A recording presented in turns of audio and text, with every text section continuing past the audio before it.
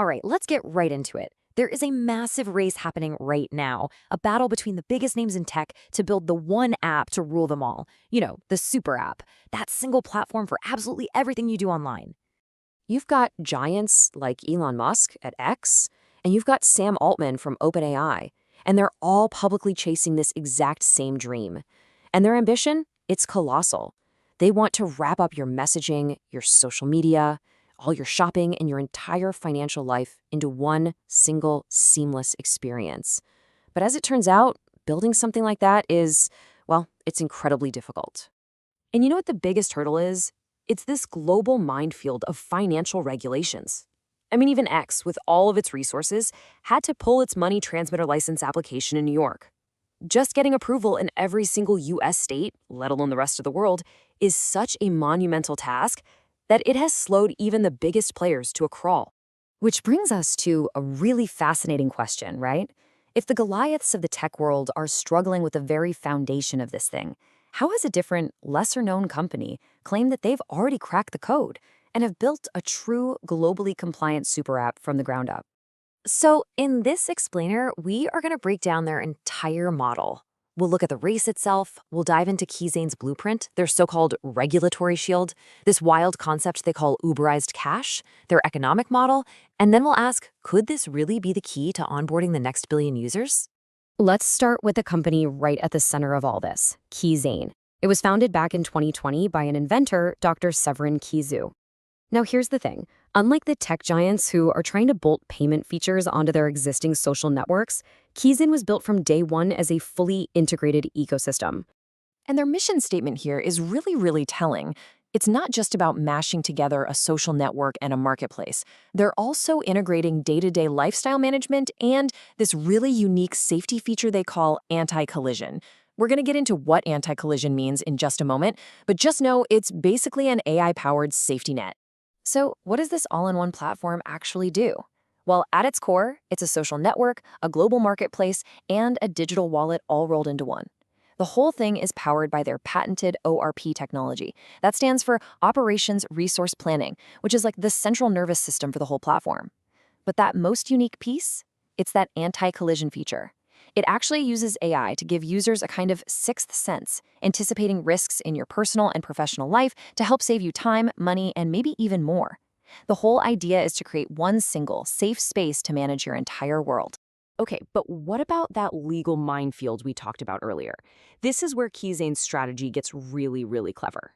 They call it their regulatory shield, and it's designed to sidestep the exact problems that are plaguing the giants.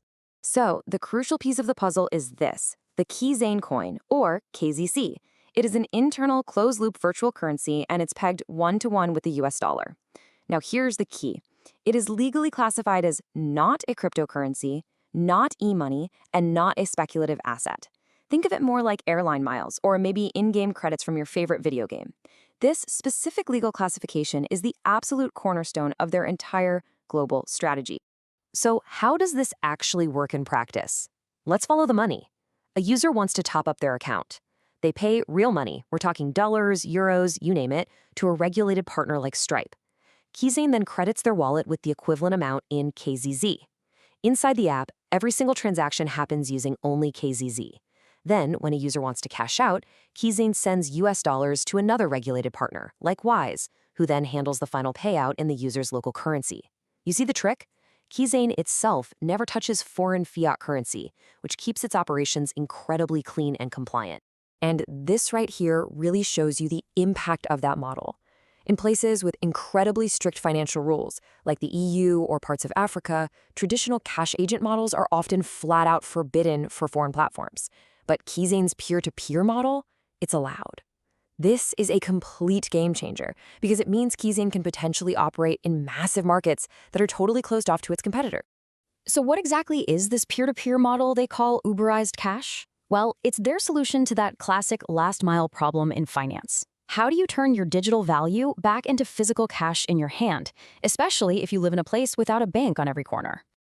The analogy is simple, but it's really powerful. The app effectively turns every single user into a potential walking ATM. So if you need cash, the app's peer-to-peer matching engine connects you with another user nearby, a helper, who is willing to give you physical cash in exchange for a digital transfer of KZRZ, right there inside the app. And when you compare the two, the difference is just stark. The traditional model, it relies on expensive bank branches and agent networks. You're talking massive logistical and security costs. The Uberized model, on the other hand, relies on the user community itself. It's asset-light, it's borderless, and it's powered by the very people using the app, which dramatically slashes costs and overhead. So the theory behind KeyZane's regulatory shield and its Uberized cash model is pretty compelling, but is it actually working out there in the real world? Let's take a look at the numbers and the growth strategy they claim proves this model is for real. First up, transaction volume.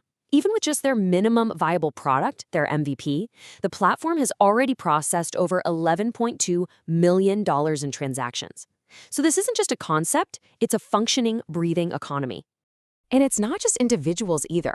Nearly 7,000 shops and small businesses are already using KeyZane Pay. This creates an ecosystem where users can spend their KZC directly with merchants for quick, contactless payments. And all this traction has, not surprisingly, attracted some serious investor attention. That's led to the launch of a $50 million Series A funding round, a huge step designed to pour fuel on their global expansion plans. Now, what's really interesting here is their growth engine. Instead of dumping money into traditional marketing agencies, KeyZane reinjects 30% of all its revenue right back into the community. Through a multi-level referral program, users actually earn a share of the revenue generated by the people they bring onto the platform. It's a model that's designed for organic, shared growth, where the marketing budget is given directly to the community itself. So, what does this all add up to? Let's zoom out and look at the company's grand vision and who this whole thing is really for. Their mission is nothing less than to democratize access to the entire digital economy. They're targeting what they call the next billion users, especially in regions like Africa and Latin America, where traditional banking infrastructure can be pretty limited. The goal is to give a small vendor on the side of the road, or an online creator, or a migrant worker the exact same financial tools as anyone else, all without ever needing a traditional bank account. Which leaves us with a final, really provocative question. Is this compliance by design architecture the true key to unlocking a global super app? Or is it just a clever workaround whose community-based model might face its own challenges with scale and trust and security?